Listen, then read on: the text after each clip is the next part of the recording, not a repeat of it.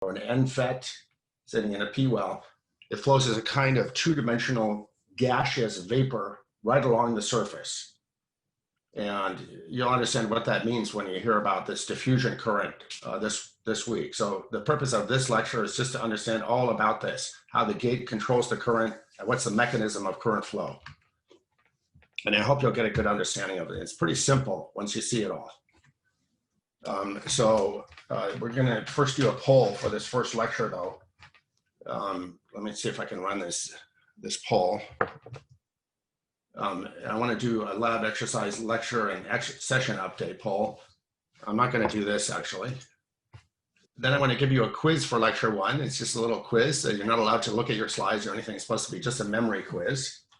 And then I'll show you some standards that we have for actually writing lab reports. There's a lot of newbie mistakes that people do that you should get over before you actually write scientific or technical publications. And then I believe Chenchi will give you a preview of this week's lab exercise. I don't know if Chenchi's there, which is about measuring subthreshold field effect transistor current voltage characteristics. I won't talk about the history of the MOSFET at all, actually, and I won't review any semiconductors except right now at the beginning.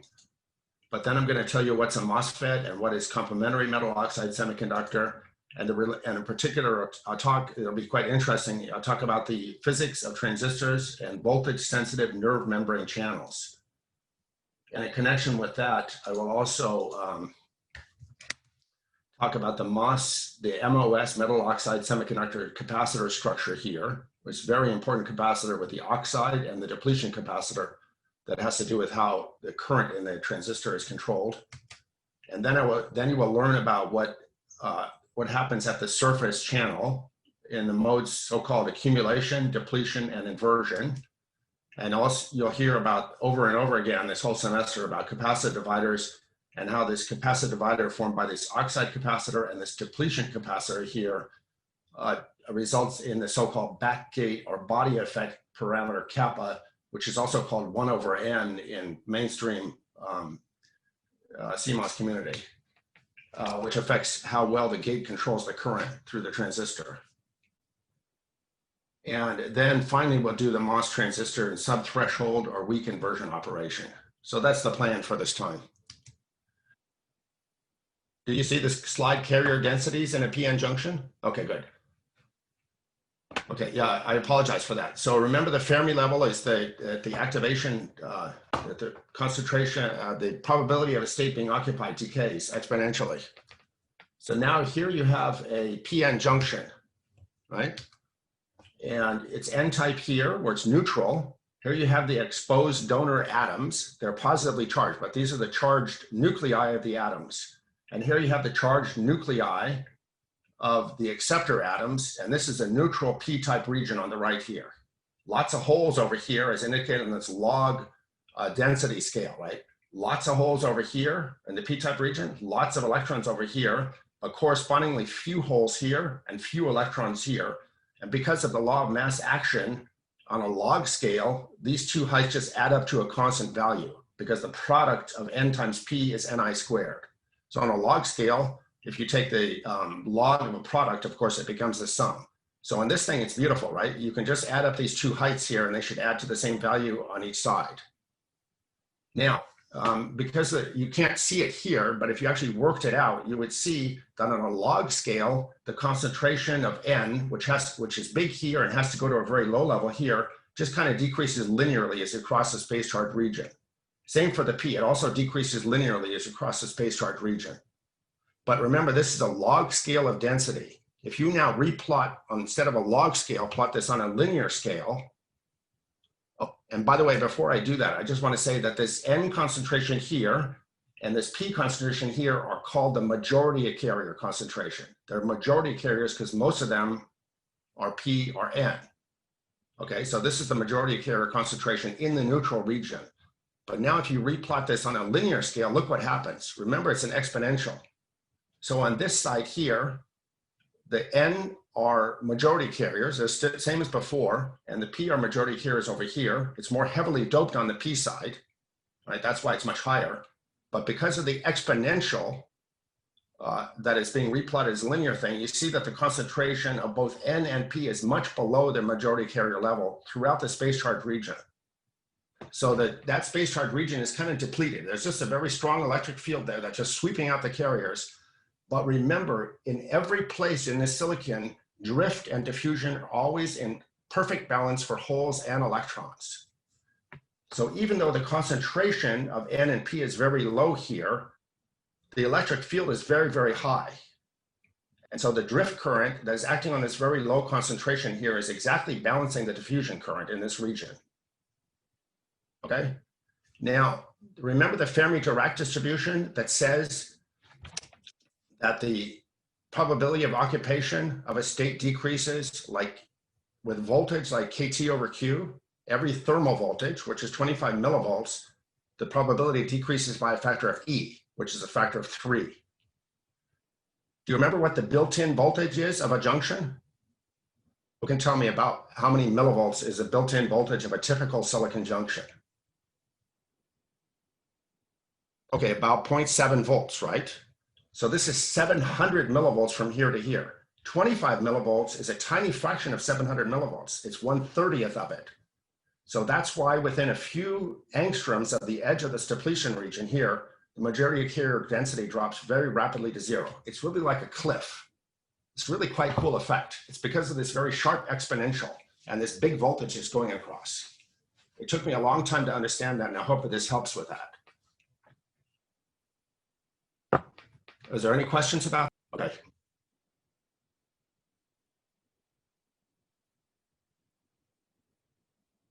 Oh, I made a mistake again. Stupid. Sorry, guys. One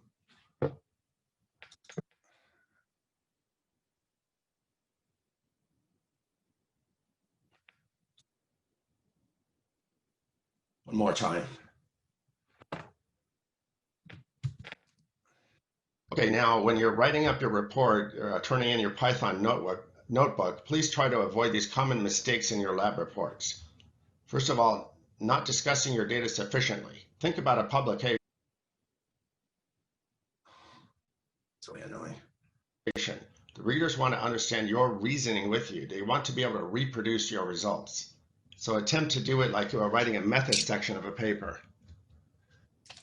Another big mistake is using axes plot fonts that are too small. If you were using MATLAB, you would set the font size big to make it user-friendly. And this is like the #1 mistake that all beginning students make. They all make the things basically unreadable for the readers, which is annoying, just a sign of laziness. And another common mistake is not using crosshair axes when 0, 0 is relevant as the origin. For example, if you have a differential circuit, what you want is axes that go like this and then surrounded on both sides so that 0 is in the middle. Don't put the, because 0 is a natural point. So then your differential circuit will show its results around the axis. That's more natural, right? Also, another common mistake is forgetting to mention what your plot shows. Forgetting your units on your axes, not labeling your figures with a caption. For example, figure 1, transistor drain current versus gate voltage, experiment 1. Insufficiently labeling your data. It's good to annotate your plots to indicate the slope of the curve or the XY intercepts. Using identical markers for all plots. Your curves should be distinguishable even by colorblind people. Forgetting units on measurements. For example, here is one directly quoted. Our conductance is 1.000653 E minus 10. What are the units? Is the reader supposed to guess that these are Siemens? Giving your measurements too many digits of precision. See this error here. Do your instruments really give you 7 digits of precision? You should know a little bit about precision, right? Or how precision propagates through multiple measurements. And a tip is to use notebook cell editing mode, which you're going to use a Python notebook by default, where sections are separated to generate your measurements. That way you can quickly change and repeat your measurements in plotting. Pays off. Get these good habits. You just develop the habit of labeling things properly and explaining what your data really shows. And it's not just to present the data, you have to interpret it too, or at least provide your interpretation. Does that answer the questions? No, you don't submit printed versions. You just upload them. Okay. So I just want to give you a preview of what we're going to see this time. And maybe in this short summary will show it. So here's a side view of the silicon again. I'm going to draw a big source drain region here and a red gate. For some reason, gates are always drawn in red because you actually, when you look at the gate in a microscope, it looks kind of red. It has to do something with the refraction of the light. At least in the past, the polysilicon gate would always look kind of reddish. And perhaps because of the interference, the source drain regions would look, kind of greenish, but it may not be true anymore. So anyway, here's your gate and your source drain of your transistor. And the only thing that really matters now is that you have this depletion region around the source drain, right? Because this source and this drain are going to be N-type, for example, for an N-FET. And then just choosing arbitrarily blue for P-type, this substrate and the channel is going to be P-type. And so, of course, you have a space charge region here around this N and P. That's why I spent so much time talking about these junctions last week. And just to remind you about that, there's space charge on both sides of this junction. So it's an N-type region, right? That means that the electrons are going to diffuse into the P region and the holes are going to diffuse into the N region. And that will leave behind positive fixed charges, which I'm going to draw as blue pluses. We cannot see anything. Okay. I'm not sharing the screen here? Yes, we have the screen. Am I not sharing the whiteboard with the blackboard with you? The whiteboard also is shared, but the only thing we can see the P. Is there anything else? Yeah, I'm sorry about that. I'm sharing exactly the screen. Oh, I'm sharing the wrong screen? Oh, it's terrible. You guys should tell me sooner. Okay, I'm going to tell you I'm sharing my whiteboard. Can you see it? Okay, so now can you see this board? Yes. Okay, yes, good. Thank you. Okay, so as I said, I drew a transistor with a gate here, and then a source and a drain around it, and the transistor is an N-type transistor, so an N-type source drain, and a P-type substrate. And so because these are PN junctions here, I don't know if you can see the mouse pointer. One question, are you currently drawing something? I think the not at this instant. Stuck, maybe. If you were pointing to PN junctions, we didn't see that. I'm only pointing right now. I'm going to draw in a moment here. So I'm going to draw you here that there is exposed positive fixed charges here around this region. And then there's also exposed negative charges here on this side of the region. Right, and those are the fixed charges from the ions. And so that creates an electric field which points in which direction? It's an electric field that points in this direction, right? Because it points from plus to minus. It's an electric field that will pull the holes back home to the P region, and it'll pull the electrons back home to the N region. Remember, carriers go home. That's the easy way to remember it. The field builds up so that it opposes the diffusion current. Anyway, because of this built-in electric field that builds up by this equilibrium of drift and diffusion, there's an energy barrier now between this N region and this P channel region. And I'm going to draw that energy barrier here, say in brown, since it'll have all these nice colors here. This is representing the edge of the conduction band for electrons, since we're talking about an N-type transistor. And now let's imagine that the drain is at a higher voltage. That means that the potential for electrons is lower, right? Because electrons are negative and they flow to higher voltage. They go up to higher voltage, but that means the potential is lower. That's exactly just what you saw in the video animation, which you're going to see again. But that's what's going on here. Now you have some electrons here, and this is, again, I'll just say it again. You have some electrons here, which are mobile electrons, right? I'll draw them as pluses here because they're green. And there's a lot of them with low energy right at the edge of the conduction band, and fewer of them that are further away from the conduction band, and very few that are way up here at the energy of the channel. which is hundreds of millivolts up. Remember that its built-in potential is like several hundred millivolts, like 700 millivolts. So there's very few of these mobile electrons that are up here. But of course, the lower you push this barrier by putting positive charge onto the gate, which attracts the negative electrons into the channel, it lowers the barrier. Then of course, you're going to get exponentially more, because this is just exactly the Fermi-Dirac distribution. You have this Fermi-Dirac distribution that goes like this. But it's this exponential right here. That's what you're working on. When you change the gate voltage, all you're doing is pushing the barrier down, and you're exposing more of that exponential. And then you're going to have a concentration of electrons at the source end of the channel. These are minus electrons. And then because the drain barrier is much, much higher, you're going to have much fewer electrons coming from the drain side. And so that causes a concentration gradient along the channel, which just by pure diffusion, because these things are whizzing around at 100 kilometers a second, remember? Crossing a channel in a picosecond. They're just going to diffuse to the right. That's all there is to subthreshold. And the rest of the lecture is just about that, and about how the gate is controlling that, and the arithmetic of it. I hope that's helpful to introduce it. That's it in a nutshell, though. Okay. I should say one more thing, though, just to introduce what you're going to see later. Remember, you have a depletion region here, too, not just around the source drain, but you also have a negative exposed depletion region here, too, in the channel.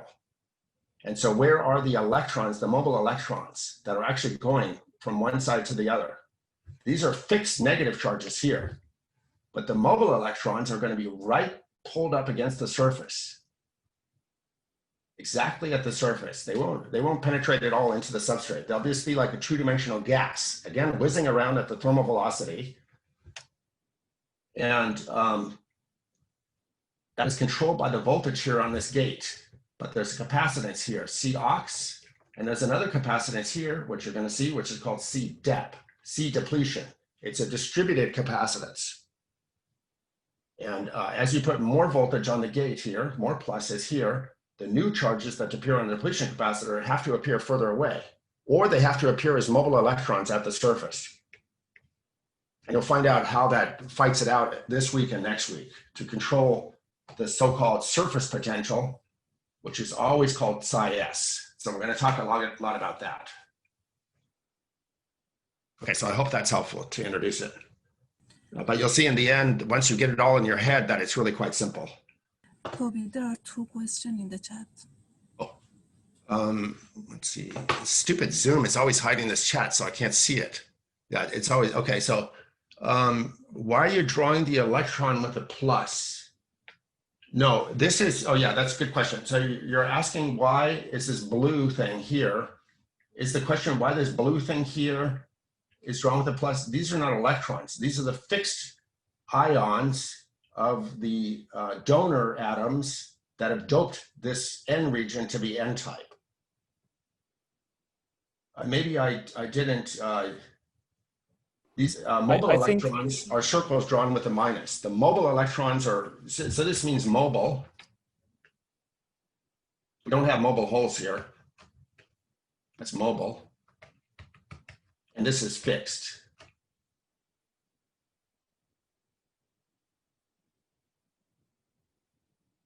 Does that help? The green. Oh yeah, that's a mistake. Thank you for pointing it out. These should be minus. Thank you very much. Those should all be minus.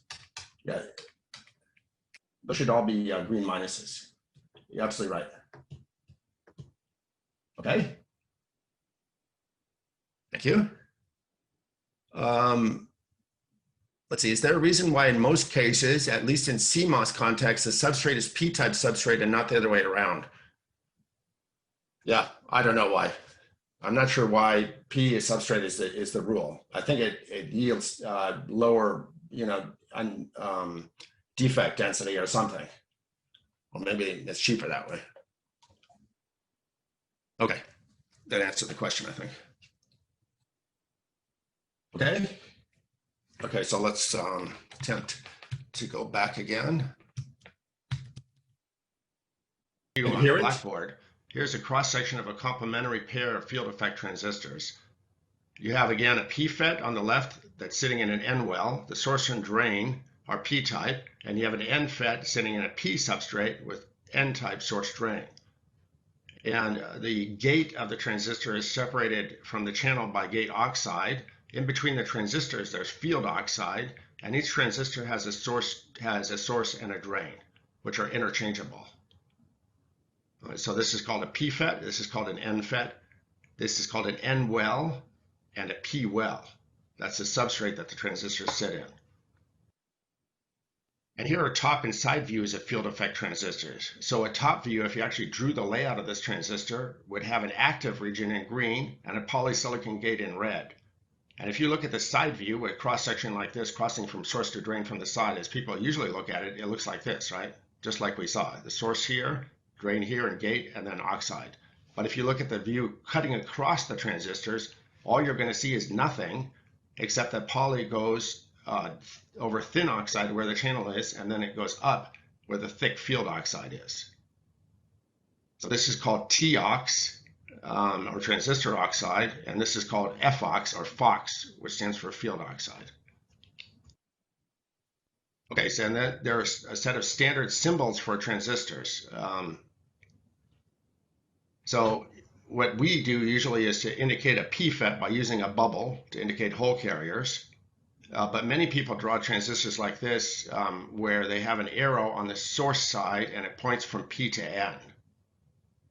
Right? This is commonly done by more traditional mainstream CMOS design groups, because although it's harder to see which is a PFET or an NFET, this arrow then indicates which side of the transistor the designer believes will be the source of the side of the transistor during operation, or the design side of the source of the transistor. Okay, but those are the symbols.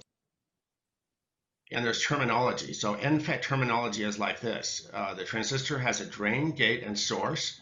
The source is called the source because it's a source of electrons at lower voltage. Electrons are negative, so they flow from lower voltage to higher voltage, and so the drain of the transistor of electrons is at a higher voltage. And the gate is such that putting positive charge on the gate here attracts electrons into the channel and increases the current. Similarly, for a PFET, we have a source, but this time of holes, which are positive, and those are at higher voltage. Holes flow from high voltage to low voltage, and so the drain of holes here is at a lower voltage. It's whichever terminal is at a lower voltage. And now the gate consists of putting negative charge here, attracts holes from the source, and increases the current in the transistor. That's the simplest way to think about it.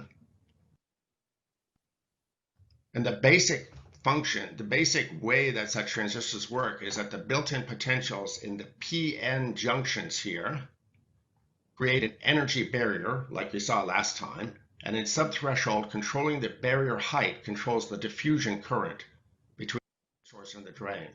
And you saw the video last time that the carriers are flying around in the source and drain semiconductor due to thermal activation with a scale of energy. In fact, if this barrier height here is 0.75 volts and the thermal activation energy is a 40th of a volt, remember KT is a 40th of a volt, 25 millivolts, then this scale is much exaggerated here. It should really all be happening in a width roughly the size of this bar here. So the question here, is the scale realistic at room temperature?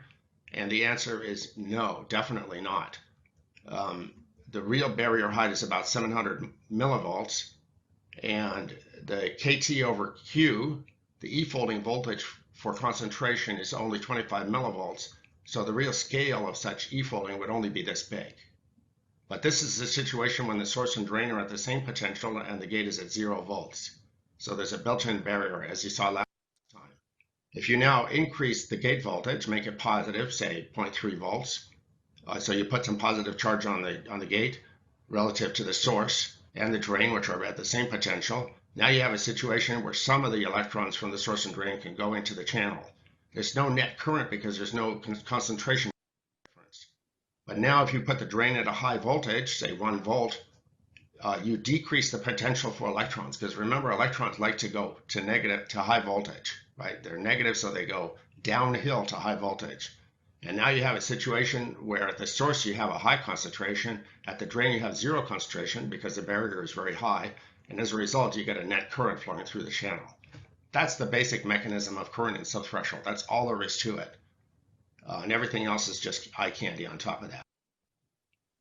So now, what's the relation between transistors and neurons? So here is the way you measure voltage-dependent nerve membrane currents. You take an axon out of a squid, and a squid is an animal, with the tentacles, and that it can move by shooting water out the back, and that's how it can escape and capture prey and so on with its great suckers. But it has this giant axon, which is about 1 millimeter around, and it was used for a long, long time to measure basic functions of neurons. And so you can take this axon, which is the output of the neuron, and put it in a solution, and then put an electrode inside and outside this axon and measure the voltage across it. So then you can control the voltage across the membrane and also measure the current across the membrane. And what you observe here is that the current, which is on the scale where inward is down and outward is up across the membrane, you see that the total current is this current here, and it consists of two components. So it's the bottom one of those components is the so-called sodium current. It's an inward current, positive current, which makes the inside of the neuron go more positive relative to the outside. It starts out actually very negative, but it's a pulse of current that makes it go more positive. And that's how the spike is initiated. It's a positive feedback mechanism as worked out by Hodgkin and Huxley, the Nobel Prize winning work of Hodgkin and Huxley. And so now you can ask, what is the voltage dependence of this sodium current? It has a complex time dependence, but what's the voltage dependence? And what you observe is something really cool. So here is a comparison of transistor and membrane channel currents with a test pulse potential, which I just showed you on the previous slide. There was a little pulse. You put in a test pulse to a particular voltage from the rest potential, which is very negative. And now you measure the relative maximum conductance of the membrane. And you see that it changes in this way. It increases with voltage, but it increases as a straight line on a log scale. That means that the increase is exponential with the voltage, right? Linear on a log scale. And interestingly, very interestingly, the slope of this potential is 3.9 millivolts to change the current by a factor of E. So the current changes by a factor of 2.7 with only about 4 millivolts of voltage change. So it's a very steep exponential. In fact, this is much, much, much, much steeper than anything that electronics can achieve. But it is an exponential like electronics. If you measure a transistor, gate, drain current versus gate voltage, you get this exponential too. And you guys will all understand all about that. But you see that the transistor takes about 40 millivolts on the gate to change the current by 1 E-fold. So it's about 1/10 as steep. And so now you can ask yourself, how is it that biology achieves this incredible gain or transconductance in its voltage dependence? And this is key to how biology can work with a power supply of only 100 millivolts. I won't explain why. We'll discuss that another time. But why is it that the fundamental device physics of biology is able to achieve 10 times the exponential transconductance of biology? But they're both exponentials. So that's key, right? So now you can think, what's the analogy? See, neuron channels and transistors both depend on exponential Boltzmann distributions of concentration versus energy. So in neurons, the membrane ionic conductance caused by these pores in this voltage-gated sodium ion channel is exponentially dependent on the voltage across the neuron membrane. These devices here, these channels, the population of open channels depends exponentially on the potential across the barrier. But in transistors, the current flow in transistors is exponentially dependent on the barrier height between the source and the channel. And the population of carriers depends exponentially on the barrier height. So here it's different, right? It's fundamentally different. Here it's the population of open channels that depends exponentially on the voltage. And here's the population of charged carriers that's exponential with the voltage. So they're both exponential. They both depend on Boltzmann, but one depends on a population of open channels and the other one depends on a population of actually carriers. electrons or holes. But still, there's that Boltzmann exponential. Okay, I have a question for you now. Anybody know the answer to this riddle? Oh, let's see. No, let's see answer the question first before I ask my riddle. So there's a question here. Does the energy at the gate, I guess, have a lower limit, or increasing the gate voltage and go increasingly lower? No, you can never actually forward bias that junction. The question is, if you make the gate really, really, really high, can you end up forward biasing that junction? No, the answer is no, because the surface potential will become so-called pinned, like stuck, by a mechanism of the charge rushing in from the source and drain. And so you can, and even in a diode, if you try to forward, even if you try to, you know, reverse that potential barrier, these you get this high current effects, right? You're really shooting in so many carriers that it just, the whole thing breaks down and it never really forward biases. I hope that helps. It never actually happens in the circuits that we care about here. Okay, now from Hector asks, what part of the NFET is defined as the barrier here? Oh, the barrier is exactly the barrier between the edge of the conduction band in the source and the conduction band in the channel at the surface, at the source end. So exactly right here at the edge of the depletion region in the channel. Does that answer that question? No, not the height of the silicon dioxide. It's the energy barrier in electron volts or joules, if you like. It's actual potential barrier. It's like how much work you have to do on the electron to get it up into the channel. How much work, you know, by pushing against an electric field. But because there's a built-in electric field, remember, always pushing the electrons back, pulling the electrons back home. So to put them into the channel, you have to do work on them, or they have to be moving really fast in that direction, right? So they could climb that electric field, which is always pushing them back. So they have to be moving, like zipping along fast enough that they can climb up that electric field barrier and get into the channel. Because don't forget, they're flying around really fast, right? And a few of them will be flying fast enough to climb this huge hill. I hope that helps. Okay. Thank you. Yes, it's an energy barrier. Okay, so now this puzzle. You had this, it only takes 4 millivolts per E-fold to turn on these channels here. By the way, I should say that these channels have their own complex temporal dynamics. In other words, they're in a resting state where they're kind of ready to be triggered. And then they go into an active state where they're actually open and the sodium ions are flowing through them at a rate of thousands per second. And then they close and become inactivatable until they're reset by recharging the membrane. So these are complex molecules with thousands of atoms in them. They sit in this, they float around in this two-dimensional lipid bilayer film, and they're really complex beasts. And people have gotten Nobel Prizes for working out how this works. But they're voltage sensitive. So they actually sense the voltage across the membrane. How do they sense that voltage? Well, the only way you can sense a voltage is with a charge. So they have a built-in static charge, which when there's a field across the membrane like this, that charge then feels a force, which actually changes the structure of this pore to let the sodium ions through. And then through some internal dynamics, it goes into another state. But you see what the magic here is, that this channel can be much steeper. Even though it's Boltzmann, it's still Boltzmann energy barriers. Each channel can have multiple charges in it that feel the same electric field.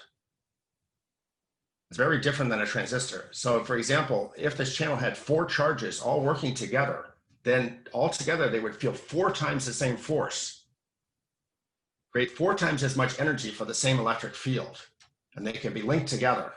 That's how this device is able to gain this very high transconductance. Much higher than what you can do with electronics. Right? Okay, so anyway, I don't know, some people might be interested and get inspired to work on possible devices that go past that limit. Okay, so let's go on here. Look at, oh, sorry. this N-type MOS field effect transistor. I'll just talk more about terminology again. So this transistor, an N-type transistor, is built in a P-type substrate. It has a bulk, which is called the back gate, called VB. It was now, let's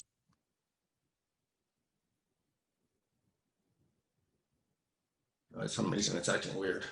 So now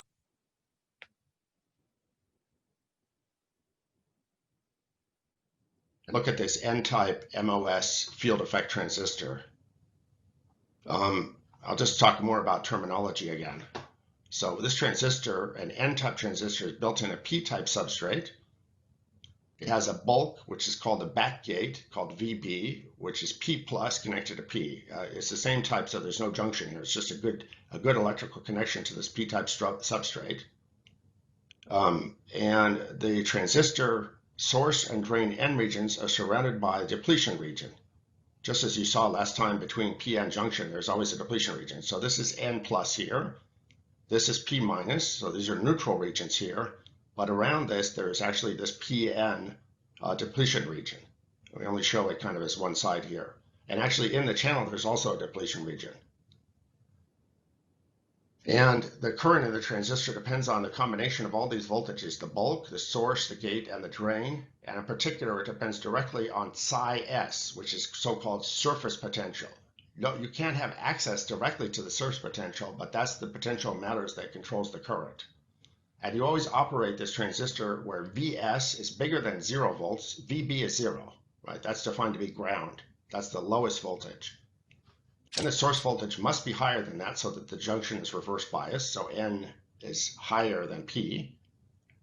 And then Vg and Vd are generally bigger than Vs when you operate this MOSFET. When you draw it as a circuit, you just draw these voltages that are biasing the different nodes of the transistor.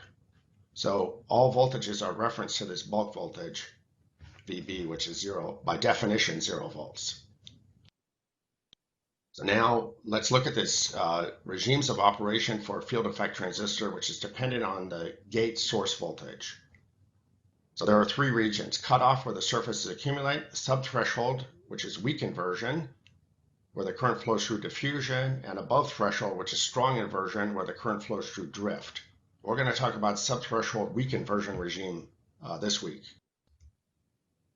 So now let's look. What does the drain current through the transistor look like as a function of the gate to source voltage on this axis here? So this is gate to source voltage from 0 to 5 volts, and this is the drain to source current in amps from 1 picoamp, 10 to the minus 12 amps, up to 1 milliamp, which is 10 to the minus 3 amps. And you can see some very characteristic behavior, which looks a lot like the neuron that I just showed you, right? It's exponential over about 1, 2, 3, 4, 5, 6, 7, at least 7 decades of current as you increase the gate voltage from 0 volts. And then it flattens out. And if you measure this, you'll see this is actually square law behavior. But square law behavior on an exponential scale looks almost flat. It just doesn't increase that fast. So that's what you guys are going to measure. Your mission should be to measure a curve like this. Of course, you'll have less dynamic range because the current to frequency circuit that you use has much less dynamic range than the source measure units that we used in the past, the Keithley source measure units. But you'll be able to get some parts of this curve. Okay, so in subthreshold and FET, the current is so-called diffusion current.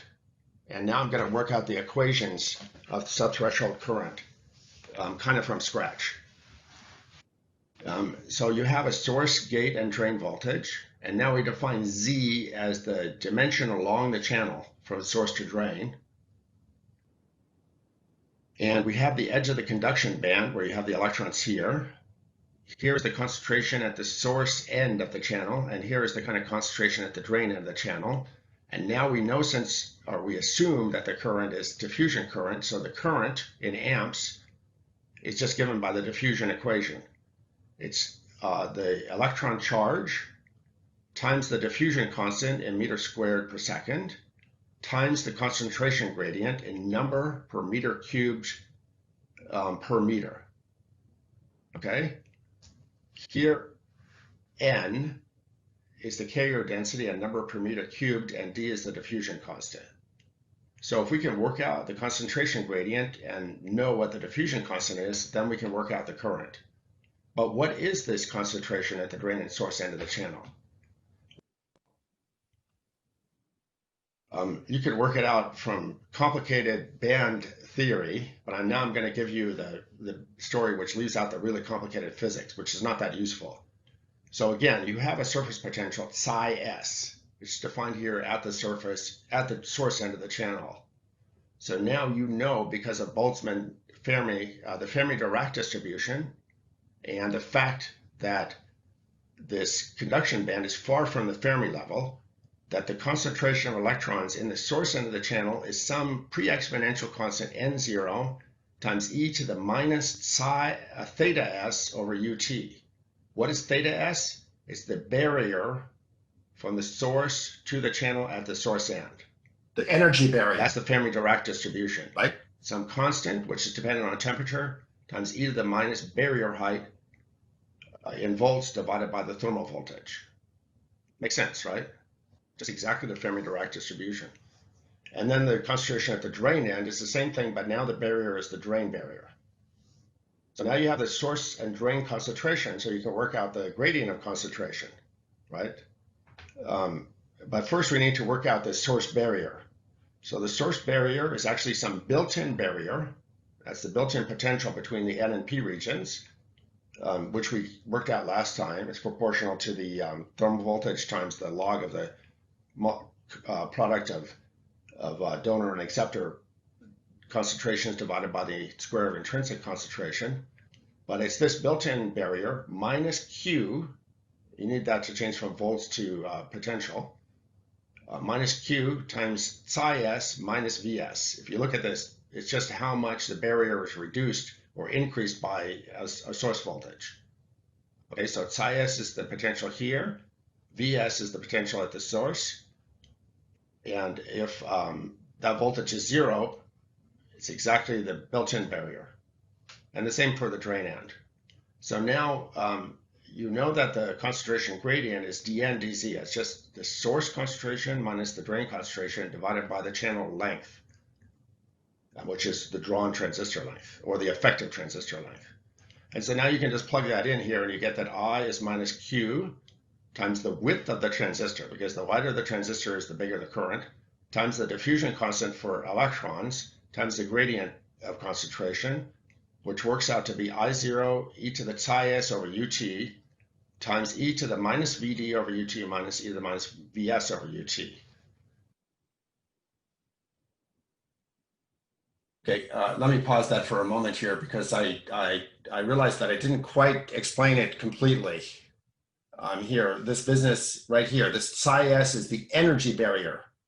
This theta s is an energy in joules. This psi and this V are volts. So how do you get from volts to joules? You have to do volts times charge, right? Volts times charge is energy. No, is that correct? Yeah. Charge times volts is energy, right? So this is just a unit conversion, right? From volts, just like you have KT is an energy, but KT over Q is the thermal voltage. Anyway, all this stuff right here, all this theta 0 and all this kind of pre-exponential stuff, including the length of the transistor, the width of the transistor, that all gets wrapped up into this constant I0, because ultimately the only thing you really care about is the dependence of the transistor current on the drain, source, and gate voltage. Those are the things you can actually control when you're operating the transistor, as you'll see. And if you're a process designer, of course, you want to be able to estimate. This comes from putting in this psi s into here, or you have here the Vs and the Vd. There's a question. You can see the definitions of the constants over here. Let's see, how do I pause this stupid thing? It's very annoying. So that's the basic transistor. Okay, so we have the equation for the subthreshold current, but I'm really having a lot of trouble here controlling this PowerPoint. Cannot go backwards. between these animations. Now, what's the question? In the Doesn't the width of the question is from Hector again, doesn't the width of the channel become narrower as it approaches the drain? No, not in subthreshold. That's a good question here. I'm not sure why my mouse is moving around when I'm not moving it. It's part of the animation still playing here, but in subthreshold, you assume that the charge density of mobile charge is so small that you can just disregard it. And so basically the potential is just constant throughout the channel because the mobile charge doesn't cause any potential drop. It's just minuscule. So you just really have a sheet at the surface here, which is at a constant potential. And there's a vapor of electrons just kind of floating on it. Okay, and there's no narrowing. It's just the physical width of the transistor channel in the thin oxide region. Right, so looking into or out of the board, I don't know if you can see my hand here, but looking into or out of the board, it's just defined by the width of that region where the oxide is thin and the gate is controlling the surface potential. Hope that helps.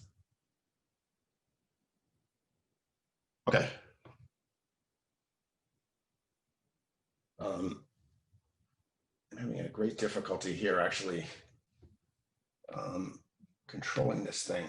Yeah, and your question is can you look at the chat? Is the dn in this formula different from the d in the previous slide one? No, it's the same diffusion constant.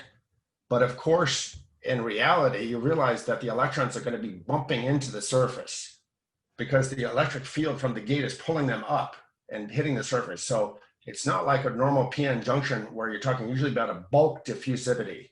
The bulk diffusivity is usually much higher than the surface diffusivity because it's not being bumped into the surface, whereas kind of the diffusion is being impeded by this bumping into the rough surface. But otherwise, it has the same units and everything, I'm pretty sure. It's a bulk diffusion constant. Okay. Let me attempt to get this thing going again. It's not entirely successful. Okay, so we have the equation for the subthreshold current, but we don't directly control the surface potential, which is right here. So the question is, how is the surface potential related to the gate voltage? So we need to understand the effect of gate on surface potential. So let's consider a cross-section through this NFET right here in the middle of the channel. So now here is this MOS capacitor structure, taking off the source and drain and just considering the polysilicon conductive or metal gate connected to a gate voltage, separated by gate oxide from this P-type substrate. It's P-type because there's many mobile holes down here and very few mobile electrons. But there's also negative fixed ions, right, from this P-doping. So like I say, the circled plus here is a mobile hole. So now let's consider what happens when we change this gate voltage. Well, first we need to talk about something called, in this MOS capacitor structure, called accumulation. What do you think that means? Accumulation is like getting more, accumulating stuff, like accumulating junk, accumulating money. In the same way, accumulation here refers to the fact what happens at the surface here when it becomes more P-type. So if we make the gate voltage negative and put negative electrons onto the gate, that attracts positive holes to the surface, and the substrate becomes even more P-type, even more unfriendly for electrons.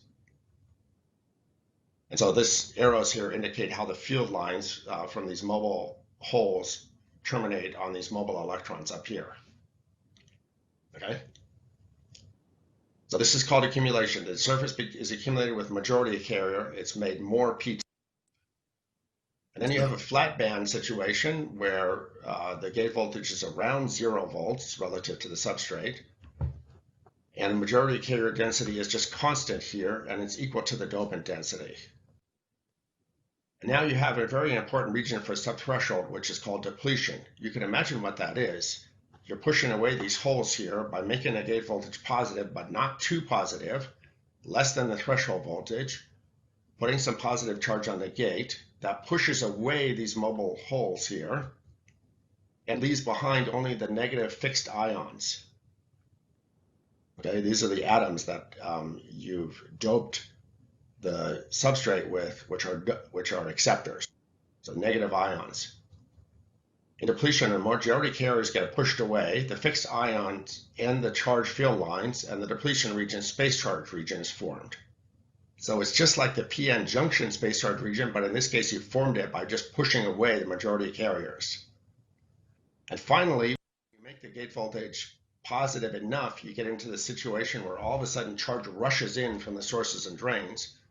If you go bigger than the so-called magic threshold voltage, put enough positive charge on the gate, and then you'll now induce mobile electrons, not these fixed ions, but mobile electrons, either thermally or by shining light on the thing, or in most cases by getting them from the source of the transistor. An inversion, mobile electrons are induced at the surface. The surface is inverted. It actually becomes N-type instead of P-type, right? Because now it's electron type. And the threshold is when the threshold voltage is, by definition, is when the mobile charge density equals the doping density. At least that's one definition of threshold. There are other ones too. Okay, so those are the different inversion regions of the channel. So now let's talk more specifically about a depletion capacitor, because that's important to understand how the gate voltage controls the surface potential. So what is a depletion capacitor? So again, you have the gate here, which is a conductor. You have the gate oxide, which is silicon dioxide insulator. You have the surface over where all the action happens. You have the depletion region with the fixed negative ions. And now the definition of capacitance is that it's the change in charge caused by a certain voltage. A big capacitance means you've got a lot of charge for a small voltage, or you have to put a lot of charge to create a small voltage, or vice versa. Either way, so that's a big capacitance. So let's see what happens if you now put some charge on like I just did. Okay, so you need more charge, but you can't get it from these because you used up all these fixed ions, all they're terminated to. So when you add more charge, they're going to appear further away, right? That's why it's a depletion capacitor, as I talked about last time. So as you increase the voltage on the depletion capacitor, the incremental capacitance actually gets smaller. So if you plot the capacitance as a function of the gate voltage, it actually decreases like this until you get to threshold voltage, and then it suddenly goes up to be just equal to the oxide capacitance, because all the new charge appears a mobile charge right at the surface. Okay, so that's the oxide capacitance, Cox, per unit area. So now let's talk about the influence of the gate on the surface potential. So we have the gate voltage, we have our insulator capacitor, which is Cox, we have a possible inversion region, which we're not considering now, we have a depletion region, and the Ψs is exactly the voltage right exactly at the surface between these two capacitors. And then we have a depletion capacitor called CDEP, and then we have the surface potential. So the definition of this thing called kappa, which you're going to hear a lot, is that it's the change in the rate of change of the surface potential with gate voltage. And I'm now going to show you that that's equal to Cox divided by the sum of Cox plus CDEP. This is the famous capacitor divider equation. So why is that the equation that we should use? Let's see how that works. Let's talk about a gate depletion capacitor divider. So let's consider a change in the gate voltage with a Cox, a CDEP, and a particular charge sitting on this surface at this point on this capacitor. And now let's compute what's delta psi s caused by delta Vg. How do we do that? Well, the basic assumption we make is that this charge here doesn't change. So whatever charge we put on this capacitor, it also has to appear on this capacitor because no charge can be created or destroyed here. So the question is, how does changing Vg change psi s? So we know that Cv equals Q. We know the charge Q on psi s is constant. We're going to change V and hold Q constant. So how do we do that? We put some charge here. The same minus charge appears here. Because you've put minus charge here, there must be plus charge left behind here, and that's balanced by minus charge here. Okay? So the equation is that Cox, this is Cv equals Q, right? Cox times the change in voltage across the capacitor, which is delta Vg minus delta psi s. So that's actually the change in voltage across the capacitor, is the same charge as CDEP times delta psi s. So that's the basic equality, which says the charge is constant. And now we can take the term psi s and move it to this side, and we see Cox delta Vg is Cox plus Cdep times delta psi s. And now we can get exactly what we want, which is delta psi s over delta Vg, which is Cox over Cox plus Cdep, and that's defined to be kappa. And now I want to give you some intuition why that is so, or what's the effect of that. What it says is if Cox is really, really big, or this oxide is very, very thin compared to this depletion capacitor, then kappa is going to be close to 1, right? Because Cox will dominate here. And the reason that's true, and that's what we want actually in a transistor, we want the gate to control the surface potential almost perfectly. We don't want it that the gate moves a lot and the surface potential hardly moves. We want them to move together. And that will happen if this capacitance is big here, because this charge here on this capacitor will cause the same charge here, which causes a voltage across here, would cause a much bigger voltage across the other capacitor because the plates are separated by more. And if you cause a bigger voltage across C depth, that means there'll be a smaller voltage across Cox. And so that means delta Vg could better control delta psi s, right? Because the voltage across here won't change much. This voltage will be big, which is what we want. So that's why we want a big Cox compared to C depth. Okay, any question about that? You're going to use this capacitor divider equation over and over again. In fact, the same capacitor divider equation is the one that's used in all switch cap circuits. You know, so-called switched capacitor circuits that are one of the very nicest techniques in CMOS to build good analog circuits, well-matched analog circuits, in order to well control the surface potential.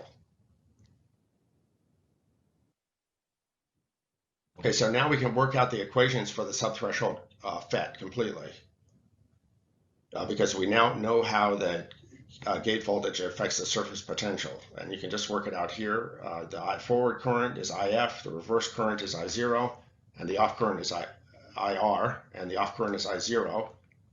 And if we put that in here, we find out that I is equal to I0 e to the kappa Vg over Ut, this is the thermal voltage, times e to the minus Vs over Ut minus e to the minus Vd over Ut. It's equal to the forward minus reverse current. That's the basic subthreshold NFET transistor current equation. And you can break it down and say that the forward component, which is often the only one that really matters, is just this form. It's either the kappa Vg over Ut, e to the minus Vs over Ut. Another way to write that, well, and then the reverse component is just the other part.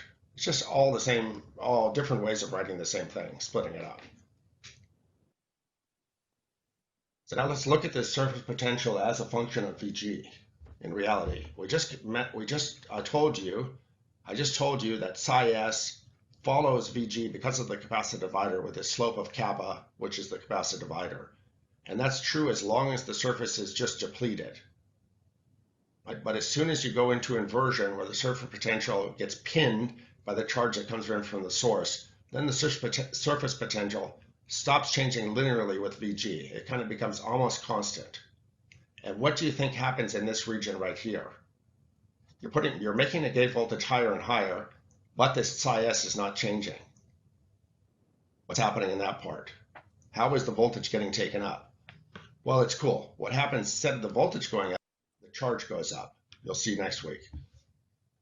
But that leads to this kind of relationship where in subthreshold it's exponential, and above threshold the current hardly changes with voltage because of this pinning effect. Okay, so the log base E slope of this curve is just kappa over Ut, right? This axis is voltage, so it's in the bottom here. And the kappa is determining this log base E slope. So if you take the natural log, the numerical slope would be kappa over Ut or some 1 over voltage. But and the other characterizing thing about a subthreshold transistor is the intercept here. What is the current when the gate source voltage is 0? And it's not 0 amps, right? It's actually some finite current, because even when all the voltages are 0, there's still a built-in barrier, but the concentration at the source end is definitely not 0. There's some femtoamps or maybe even picoamps of current flowing through the transistor. So this intercept here, which in this case looks to be about 10 to the minus 15 amps, 1 femtoamp, is the I0 that goes in front of the equation. And that's temperature dependent. Now, the NFET also has a threshold, and we're going to talk about that a lot more next time. But in this particular case, you can observe that the threshold voltage is around here, and the threshold current is around 5 microamps. So the way you get that is you take the subthreshold current and you extrapolate it up until this subthreshold current is double, is about double on this log scale, it's not much, is double the actual measured current. And you define that to be the threshold voltage, where this IDS is half of the extrapolated value. In this case, it comes out to be 0.85 volts. And the current at threshold, or the threshold current for this particular transistor, with its W over L, turns out to be about 5 microamps. So as long as you're below 5 microamps here, you're basically operating in subthreshold over these 7 decades of current. And now you can try to measure that stuff yourself in this AMS 180 nanometer technology. What is the threshold current for the different transistors that you're going to measure? It's kind of a good number to know. So there are different regimes of subthreshold operation which are dependent on the drain source voltage, the voltage across the channel of the transistor. The so-called triode or linear region is characterized by this equation where you rewrite it in terms of e to the kappa VGS times some term that only depends on VDS. And you see it's 1 minus e to the minus VD minus VS. So this e to the minus VDS here term quickly goes to 0, of course, when VDS is bigger than 100 millivolts or so. And so when the forward to reverse current ratio is bigger than a few, like 10, you reach so-called saturation, and all the current is just forward current. And in that case, the forward current is just e to the kappa VG minus VS. Notice the kappa is just in front of the VG here, right? Not the VS, because there's no capacitive divider for the source. So it's e to the kappa VG minus VS, and the saturation is defined when VDS is bigger than a few UT. And so now let's look at what that drain source current looks like as a function of drain source voltage. Okay, but before I do that, you can also rewrite, and I often do this when I'm doing calculations, we can write the voltage in units of the thermal voltage, UT. And when you do that, it looks particularly simple, right? The UT just goes away, and you have very simple equations for subthreshold current. Okay, so here's an NFET drain curve of the current versus the drain source voltage for long transistors, where you don't have weird short channel effects. So in this so-called ohmic region, which is for VDS less than about 100 millivolts, or VDS less than 4 kT over Q, you have kind of linear drain source current. Actually, it's only linear for maybe 50 millivolts or so. But then once the voltage gets bigger than 100 millivolts or so, the current just becomes constant. It's just forward current. And then the current here, as a function of different VGSs, just increases exponentially. Each one of these is separated by 100 millivolts. And you can see for 100 millivolt, say from 0.3 to 0.4 volts, the current increases by about a factor of 10. And this whole region out here is called saturation or drain saturation. Okay? This is ohmic or triode. This is the saturation region. And very often you operate such transistors in saturation, particularly in amplifiers.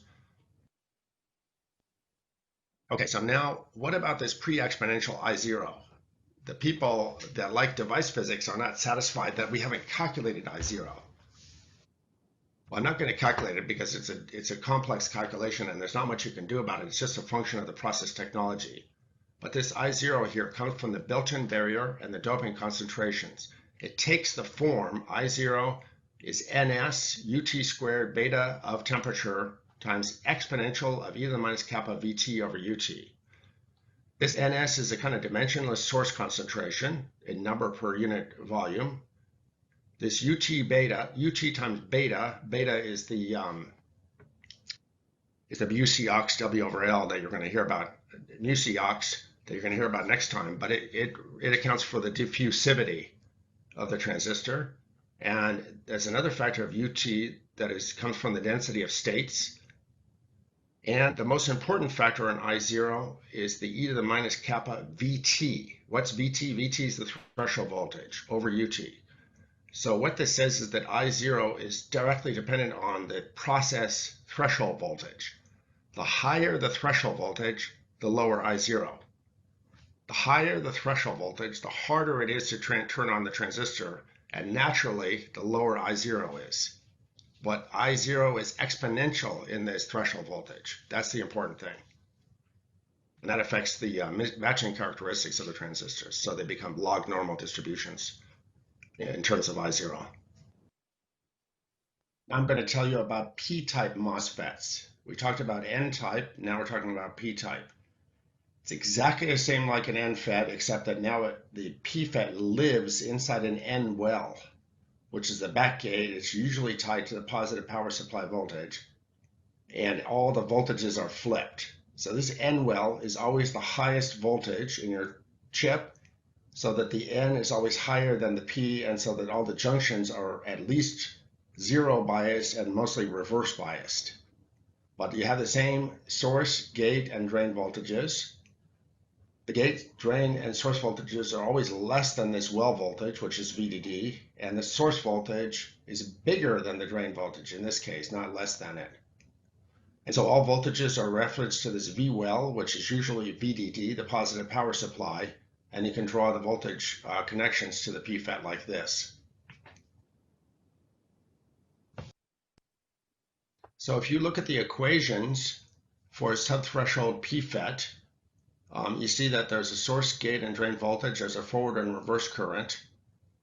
And the only thing that's different is that all the voltages are flipped. So instead of having a plus VG minus VS, you have a minus VG and a plus VS and a plus VD. But it's just the same as before. Forward, and it's just a difference between forward and reverse currents, where now the forward current, this one here, is equal to minus e to the minus kappa VG plus VS. So it's like e to the minus VGS, right, that you had for the NFET. So if you look at the PFET subthreshold operation, writing V in units of UT, again, it's simple and it's easy to see that all the signs are just flipped here, right? In the saturation region, which is simplest, the forward current is just equal to I0 e to the minus VG plus VS, or e to the minus VSG. The simplest way to look at these transistors, the NFET and PFET, in terms of their functional behavior, is to think about the gate controlling is a kind of a transconductance control on the transistor, right? A conductance is the change in current with voltage, and a transconductance is the change in the current through the transistor caused by the gate, which is a different terminal.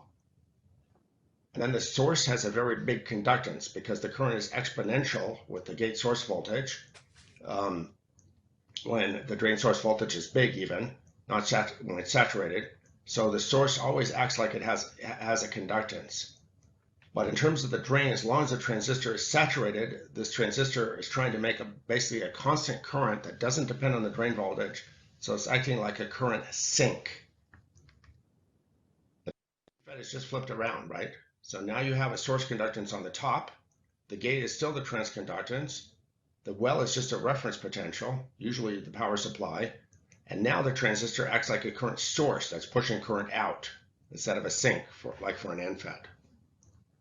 And I'll quickly get this intuition about how these transistors act like transconductance elements and current sources and sinks. And so now here's a puzzle for you. Here's a little circuit where you have VN, you have two transistors. You have VN, Vout, and VB. So the question is, what is Vout versus VN for this thing? Why is this circuit called a source follower? And how can you use this circuit to measure kappa? And to answer this question, we're going to go over to the whiteboard, or the blackboard in my case.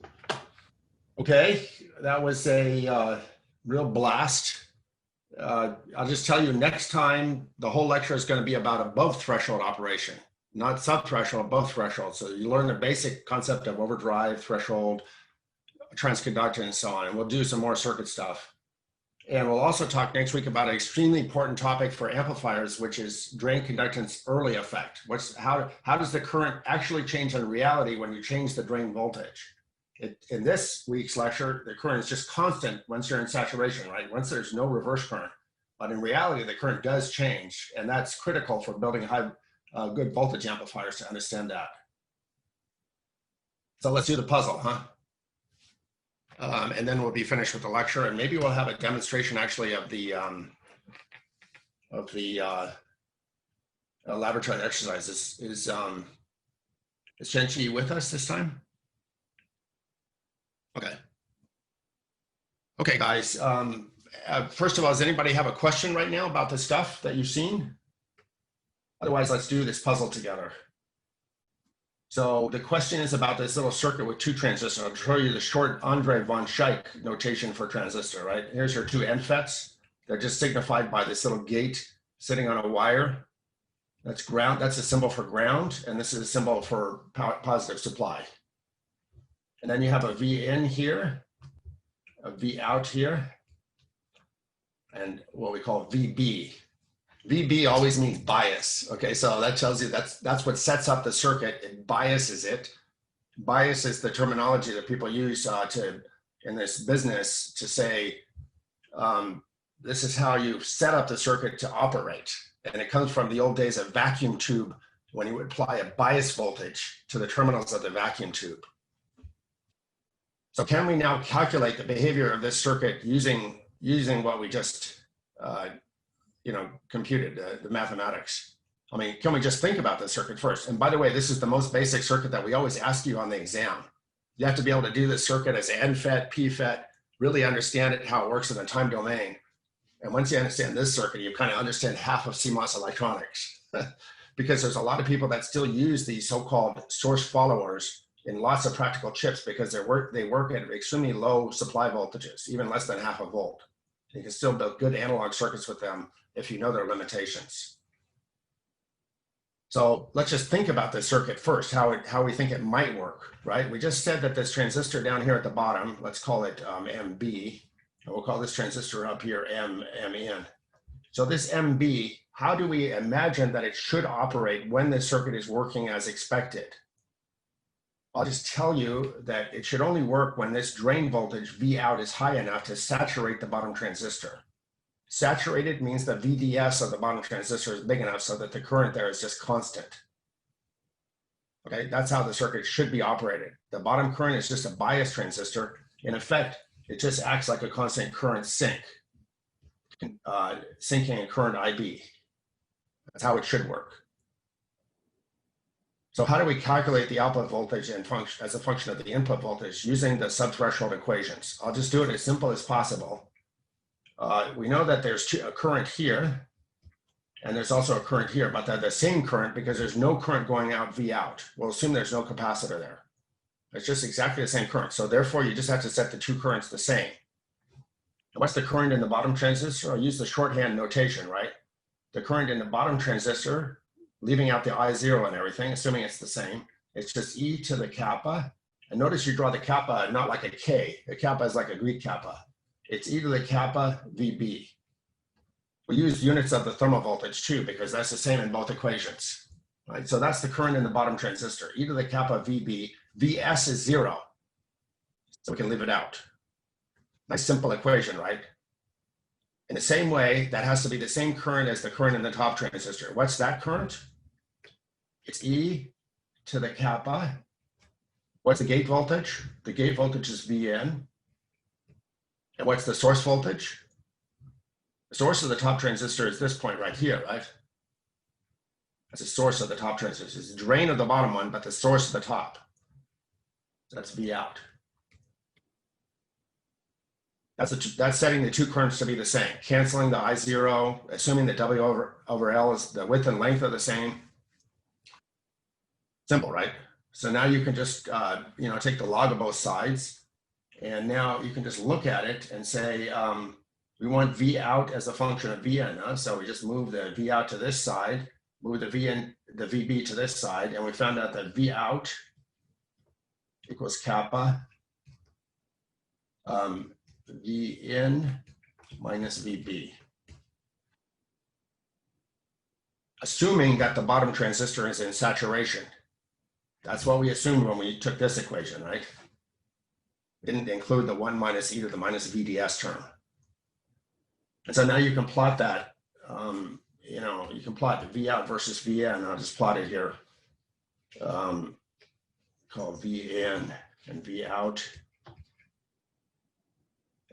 So we know when VN is bigger than VB, then it bigger than 0. Right? So it's going to be right around here. At VB, it'll start going up, and then it'll have a slope of kappa. Kappa is usually around, I'll just tell you in reality, you'll measure it yourself, actually. How do you measure kappa, right? We know in principle that the slope here is kappa, right? So all you have to do to measure kappa is measure the slope of this response, as long as it's working. That's the answer to number 2. And you'll find out that kappa typically is around 0.6 to 0.8. And it's voltage dependent. Kappa definitely, remember what the definition of kappa is? It's by definition, kappa is defined to be C aux over C aux plus C dep. Now C aux, does that depend on voltage? The oxide capacitance, this one here. Does that depend on voltage? You guys can vote yes or no and to be related. They'll put up the participant list. Yes, it depends on voltage, or no, it doesn't depend on voltage. No, it doesn't depend on voltage because it's just a fixed silicon dioxide. The width of that silicon dioxide doesn't depend on voltage, at least not much. Very tiny bit. It's quartz crystal, basically. Okay, what about the C dep here? We're not showing it here, but it's the depletion capacitor that's in the channel here. The C dep is here on this side of the channel. Does that depend on voltage? Yeah, definitely. The bigger you make the voltage, the further the plates are separated, and so the lower the capacitance. But since C dep is already very small compared to C aux, this has a minor effect on kappa. You can actually measure it. What it means if kappa varies, so typically what would happen is as you increase the voltage, C dep would get smaller and smaller because the charge is further and further away. And if C dep gets smaller and smaller, kappa gets closer and closer to 1. So actually you would see in reality, perhaps a slight deviation, and like this thing would get a little bit steeper. And so as you increase the input voltage, the kappa actually, the effective kappa goes up, but it's hard to see it. It doesn't change much. What happens when Vn goes below Vb? If Vn here, can you see my mouse pointer, by the way? You can see it, right? If Vn here goes below Vb, what happens to the operation of the circuit? Well, this bottom transistor is still trying to conduct IB, but the top transistor is off too much. So what happens is this drain goes out of saturation. This V out just goes to 0, and this bottom transistor ends up conducting whatever the top transistor wants to make. But the output voltage is just pinned at 0, basically almost at 0 volts. Okay. Sometimes it's super easy to do these calculations. You know, always start with the most basic subthreshold equation, leave out the I0, leave out the UT and all that stuff. You can always stick it back in later.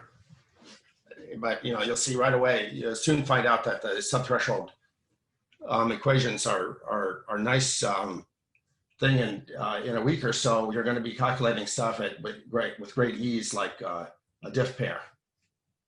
Right? You'll have a couple of transistors like this that share a common bias current. And you'll have a voltage here, a common voltage, a V1, a V2. Then you'll be putting in transistors in here like this, you know, to make a bump circuit. You'll be calculating all 3 of these currents. And you'll have some practice fiddling around with that algebra and having fun with these exponentials.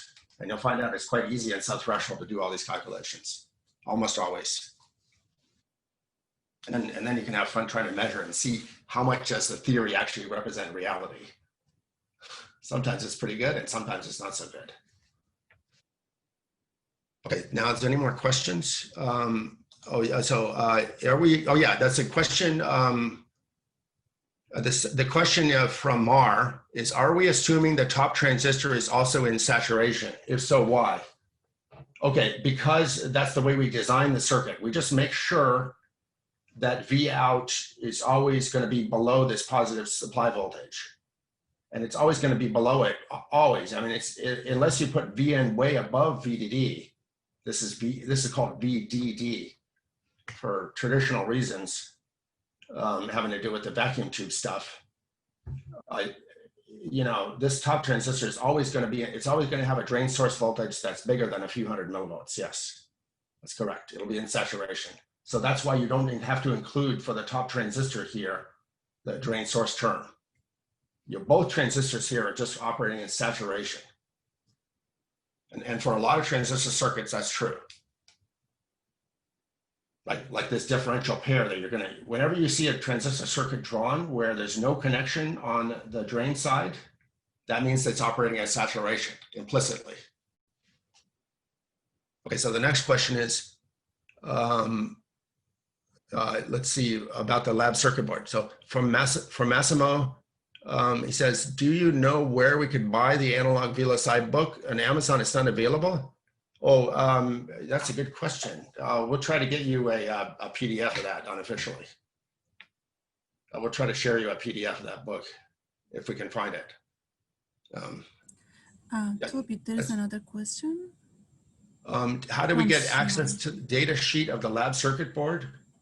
There is no complete data sheet. It's definitely, let me just tell you, this thing is definitely a work in progress, and the circuit board itself and the chip design and the software is all developed by different people, and nothing is integrated together, and everything's in a big Git repository, and you don't want to look at it. But I can show you the folder of all the reports so you can see more details of what's on the class chip. In fact, I will share the link to that right now, that folder. Let me make this link here.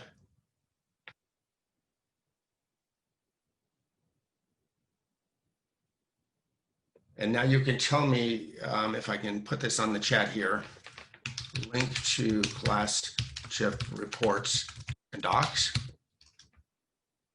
Tell me if you can open that folder. Does that work?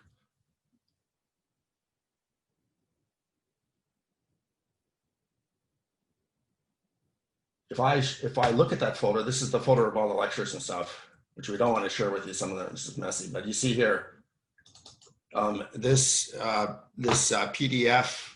By the way, can you guys have access to it or not? Is it shared or is it private? Hajar, can you open it? I can't. It's private. It's private? Okay, so let me fix that for you right now. Where the hell's my browser? Oh, it's here. Getting confused by my own share.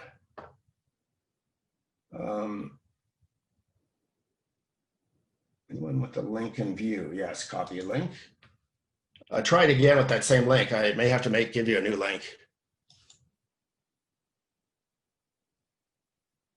Okay, can you now open it?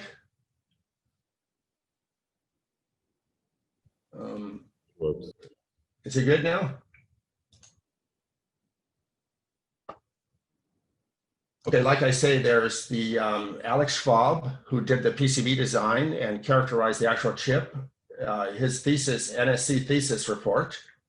Ninkau's current to frequency converter circuit at IEEE Biomedical Circuit and Systems Conference. There was a report, I think also from Alex about the test circuits. Or this is from Greg Berman, who did the initial chip design, his report on the chip circuits. And this is the actual pin names. I don't think you want to look at that. This actually shows the layout of the circuit with the pin names. So I would say, don't get buried in those details, huh? Is there any other question? Where the hell What's this report? Okay, so that's good. So next time I'll try to have some more puzzles. I don't know if you enjoyed those quizzes or not. I guess you like them, huh? Toby, there is another question from Shiam that is earlier. Can we use the term, can you see that? I don't see any last question. I see only yes, yes, yes. K refers to lower NFET. Oh yeah, that's a good question. Yeah, so I kind of made an assumption here in this, in my calculation here in this spreadsheet, in this drawing. I made an assumption that the two transistors have the same kappa. But that's why, can you see my screen here? This kappa of the bottom transistor, which is, This is, I send you. this is MB. This is IDS of MB. And this is IDS of MN. So I just made an assumption, you know, it should always go as simple as possible that the kappas are the same. And that everything else is the same, the geometry is the same. By the way, how does the current in subthreshold depend on the length of the transistor? I kind of skipped over that, right? When I said that the current in saturation is minus Q times D, the diffusivity, dN dZ. I didn't talk about the width and length of the transistor because when you look at the transistor from the top, you have a gate, and then you have this channel. So this is drawing from the top, right? You have this gate sitting on top of this thin oxide region, and there's the source. Oh, sorry.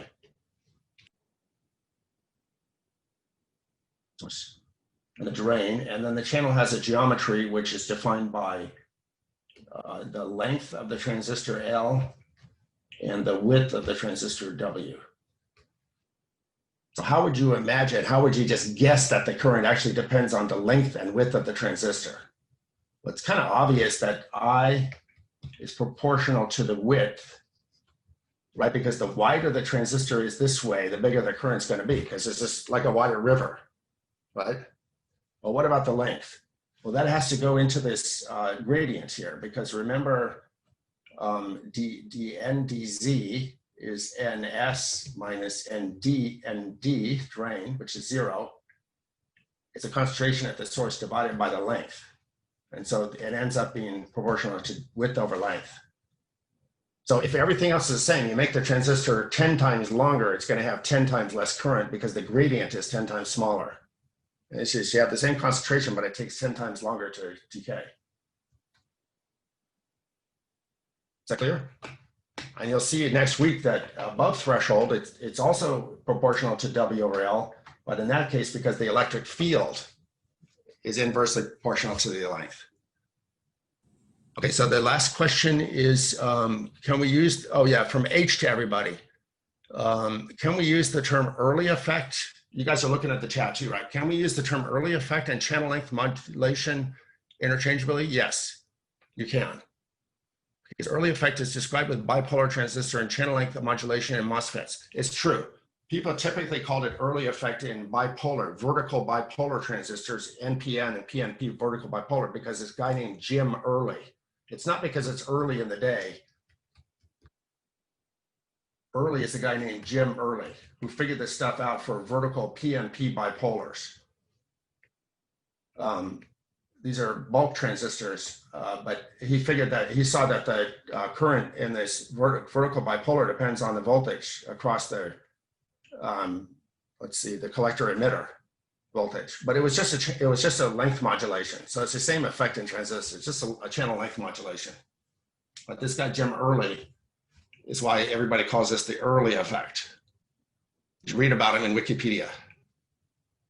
Okay, and if one uses the pi model of FET, I don't know what pi model of FET is. That's one of these small signal models, I imagine. Does it give you the same answer? Where can we see again the solution to these two NFETs per hectare? The solution, okay, you have to elaborate. I'm not sure what you mean by that. And for MAR, do we have to consider the width when calculating I? No, you don't have to consider the width for the source follower because you're just assuming it's the same for both transistors, right?